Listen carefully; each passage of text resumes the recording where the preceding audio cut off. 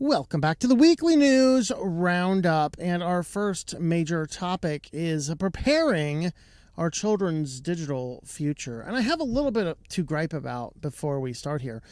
This topic first crossed my desk almost a decade ago. In fact, we covered it in the earliest iterations of this show, where people were creating social media accounts for their children, not really doing anything with them, just creating them so that when the kid grew up, they could hand them the login and, wow, I have a Facebook page. And the entire idea was, obviously the first and foremost is like, you imagine a kid today, like 10 years later, like your kid's born 10 years ago, you create them a Facebook page, and in 5 years from now, you're like 15 years old, you hand them a Facebook, 3 years, okay? They're 13, you hand them a Facebook page. Why do I want a Facebook page? I don't want to be talking to grandma on the internet. I mean, how fast the social media has moved. But there's been a newer trend of people actually creating your social media accounts and actually using them, sometimes even before you are even born. They would create a social media account for, welcome, I'm one more month and I'm ready to take on the world. All this kind of weird jazzy nonsense that people might throw into such an account. And then it begs the question, should a child have their parents posting all this stuff about them when they are that little? And what if the kid just really doesn't like that? And have you even taken away any form of autonomy? You kind of think about the same issue you have with these family vlogger channels, where oftentimes the kids don't want to participate, but they have to because it's just what they do as a family. It really produces a serious form of dysfunctional family, and that is a fundamental problem that we actually see. But as this moves on, there have been a couple of discussion points. Now, some of these are actually going back a little bit older. So this one's from 2019, just to give you a little bit of a handle. This has been going on for a while. And in ABC News, they're talking about Instagram accounts for babies are becoming more popular. And these are the things the parents should consider. And in the article here, they kind of talk about this. Here's Georgia is one of the growing number of babies and young children who have their own social media accounts. And to be clear, what the parents are doing is they've created a social media account and they are posting things on behalf of the child, including pictures of the child. Like this one here, this post here, flashback to when I was a banana. How cute is my mommy and daddy? Of course, it's captions, quote unquote, written by Georgie before he was born, probably containing a picture of an ultrasound or something like that. And it begs this question: what if Georgie is like a crazy person that does not want to be on the internet at all? And have these parents given them any thoughts to that? And unfortunately, many of them don't, because this person, like Georgie's mother, is an Instagram influencer. Lord help that child. Please. People are starting accounts for their children for different reasons. Some parents are setting up private accounts, while a lot are setting up pages that are public. Even the private accounts are, the one logic here is, hey, I'm going to set this up for the kid. I'm going to post all these pictures, and the family members can see this. Now, this is kind of frightening. This is actually an article for our quick lines here, but it bears mentioning right here. Just recently, 30,000 private Facebook images were downloaded by a Meta employee. So I wouldn't be too quick to put too many pictures of your children up on the internet when you have this entire company that chose to list its address as one hacker away, having the ability to download your photos. Now, granted, that employee was fired and they did some research into it, but it goes to show that a rogue employee inside of a company could do all sorts of weird stuff with the images that you give them. But they looked at a couple different scenarios here. This one here, this is a portable photo album. There's better ways to do that, but, and I do kind of understand this. I mean, remember, this article is written in 2019. Now, I had created a Facebook account in, I think, 2008 to keep an eye on the kids I was mentoring. And what I found is, at the very infancy of social media at that time, and I was never a big social media guy, but I did have friends all around the country, and at that time, I was actually emailing, large pictures all over the internet to a bunch of different people with things. And what I found at that time in 2008, almost 20 years ago, what I found in that time is that I could put these up, and nearly everybody I knew was getting onto social media, so I could put these images up on a Facebook page and people could see those images, and it really did save some time and was a little bit useful. Of course, as I said, that was the infancy of social media. And obviously, if you follow the channel for a while, it was 6 or 7 years ago, I publicly deleted the Facebook page, and I have not used Facebook since, and most social media along that same line. But they say we were mucking around on pretending like George. What if Georgie was already here? It was a bit of fun for us. I'm kind of envisioning that scene of the parents in The Odd Life of Timothy Green, writing all these cards and putting it into a box. What's Georgie going to be like, And then Georgie pops up out of the garden in the back on an Instagram page, I guess. I don't know.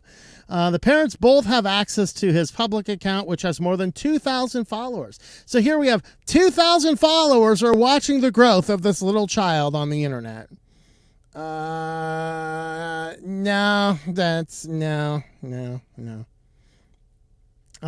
Other ones, the grandparents really like it, so the grandparents can log in there and have a look.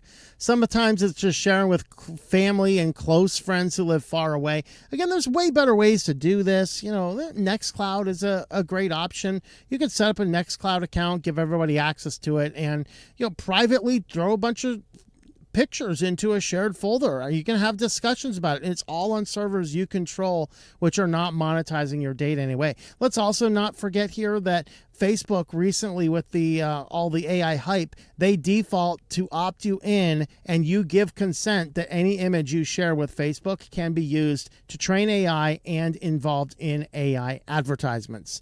Yes, your images that you upload could be used to sell advertisements to other people.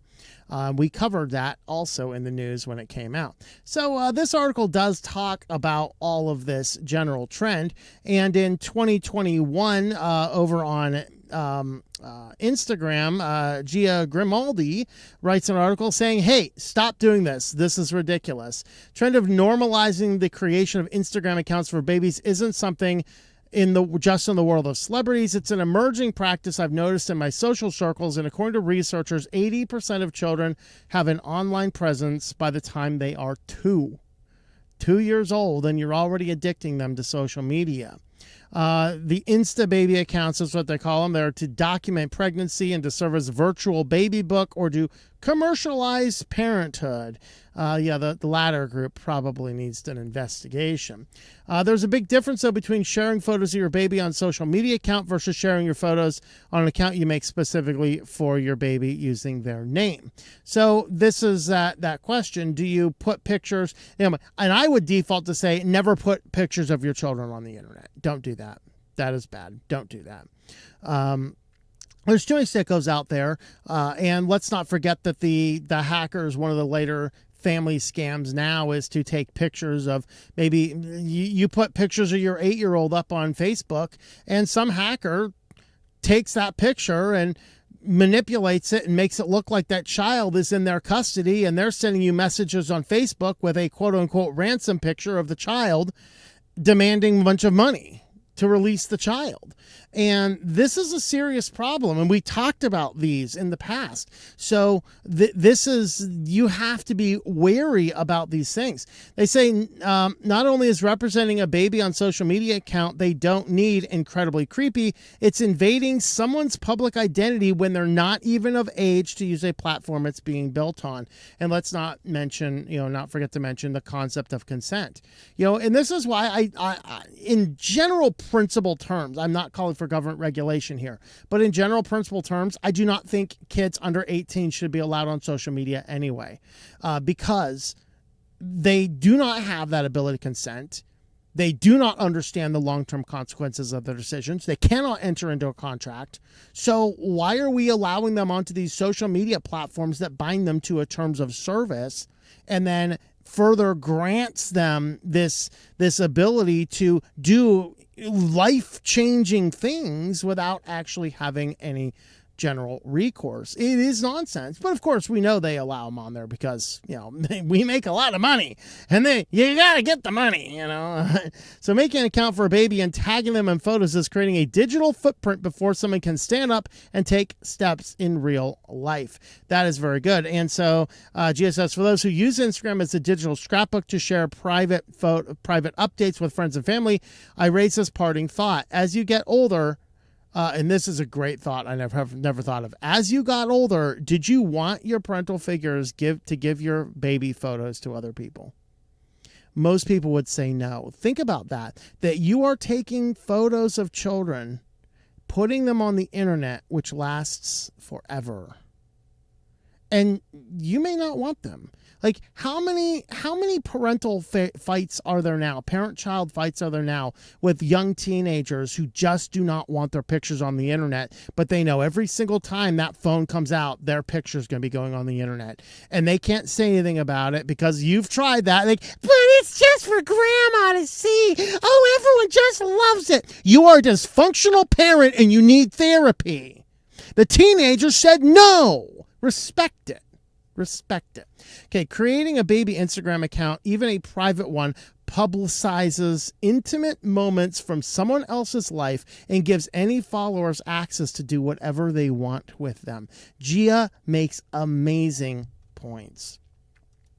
And then, of course, this one came out here in 2025 about protecting your kids online. Now, Tiny Beams, I believe that this is a company which is selling a product probably related to sharing images of kids. So, of course, they have to have a blog post about how to do it safely. And so they look at this, you got to get digitally aligned, speak openly and honestly about what boundaries or rules you want with your child's identity. This is particularly important for parents to be on the same page about social media boundaries with children. And then share mindfully, skip personal details, refrain from sharing your baby's full name, date of birth, or health information online. I wish we could restrict some of this from the school systems as well, especially since they like putting them onto these big third-party databases that are prone to be breached. Turn off geotagging, cover up any identifiers. Yeah, there's a lot of people that proudly publish their kids' schools online. Hey, we're in front of the whatever academy. Look at my kid going off to his first day of school. Are you asking your child to get kidnapped? I mean, that's crazy.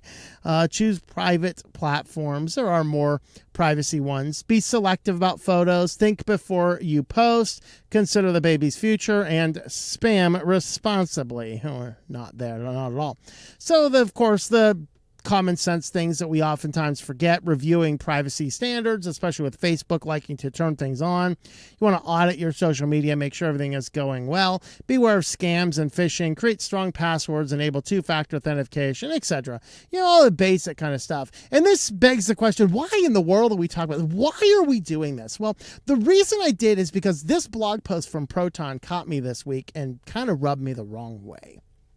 I'm going to talk about why. So, of course, Proton wanting to sell its stuff, and Proton, let's get this out of the way first. I like Proton as a company. If you want a good email that you do not have to manage a server, that is reasonably private, Proton is a good choice.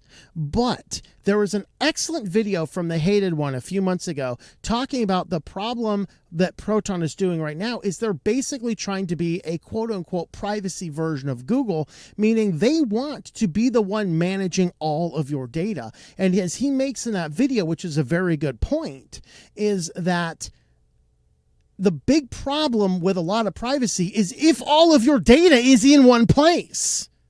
So you shouldn't be using Proton for email, and then Proton for your calendar, and then Proton for your files, and then Proton for your VPN. And then you shouldn't be doing that.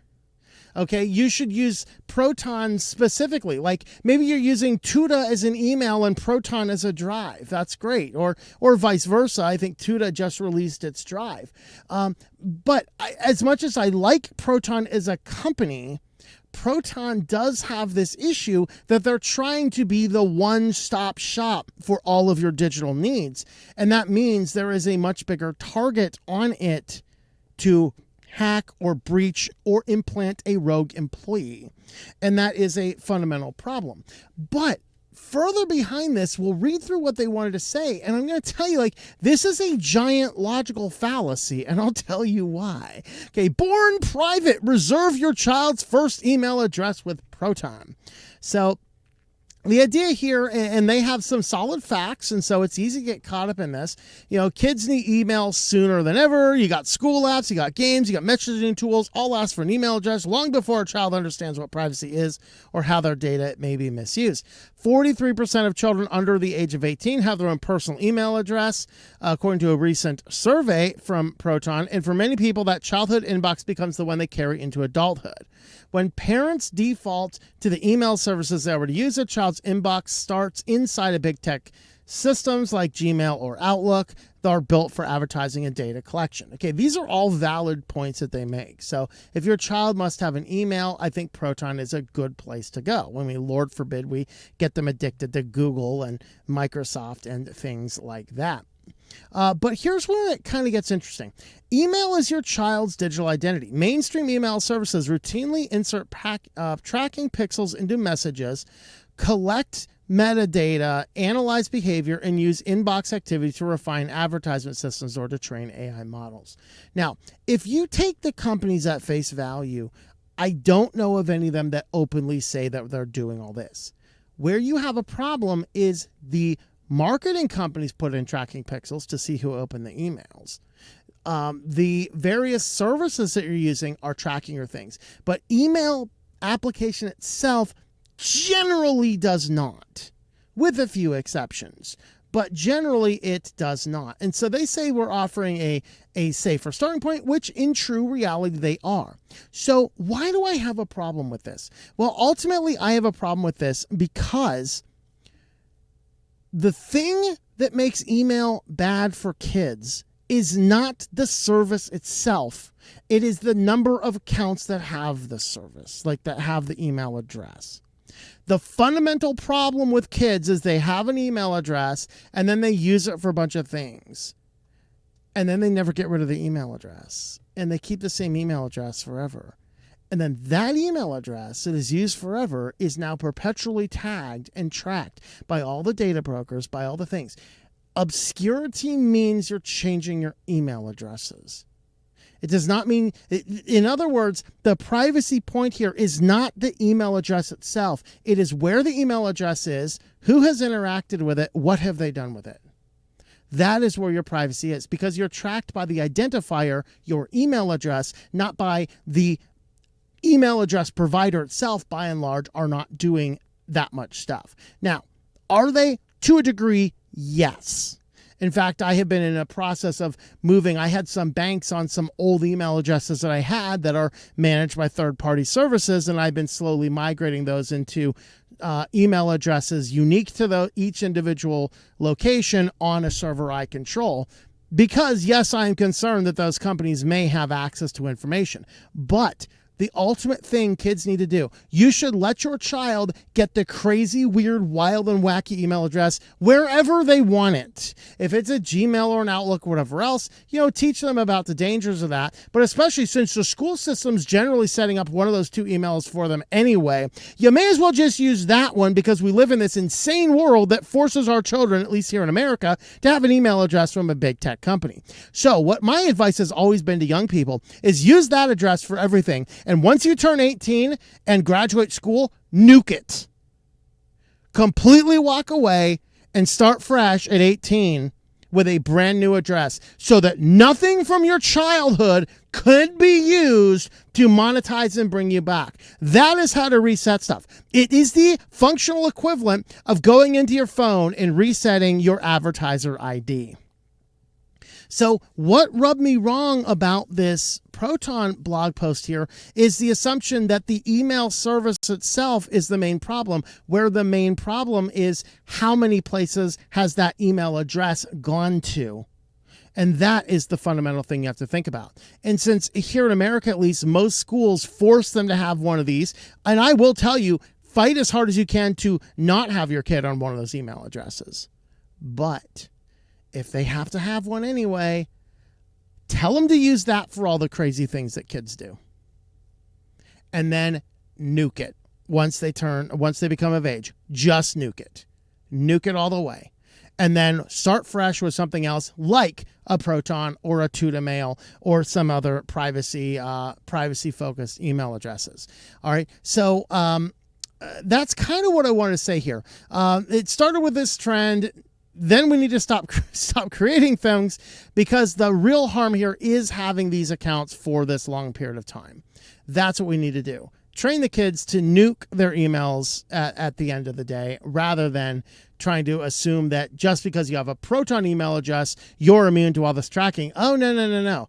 All of the marking is done inside of that. Now, some services like Proton can strip some of those tracking pixels out, but as services like Proton do that, they are getting more clever with how they can still extract that information.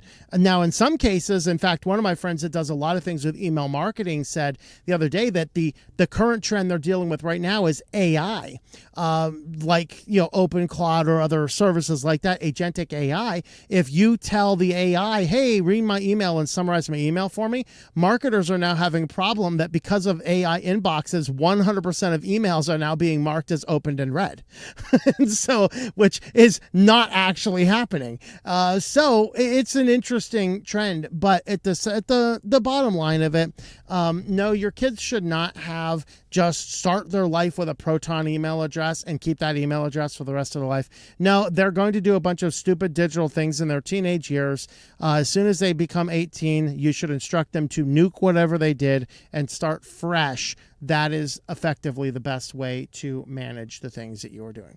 Let me know your thoughts about all that in the comments down below.